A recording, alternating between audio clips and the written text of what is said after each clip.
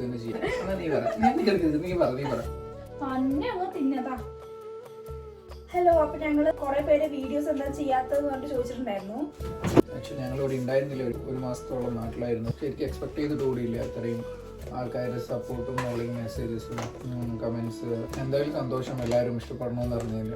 തുടർന്നും സപ്പോർട്ട് ചെയ്യുക. യൂട്യൂബ് ഒന്ന് പച്ച പിടിച്ചിട്ട് വേണം എല്ലാം നിർത്തിയതിലേക്ക് വേണ്ടി മാത്രം അറിഞ്ഞു.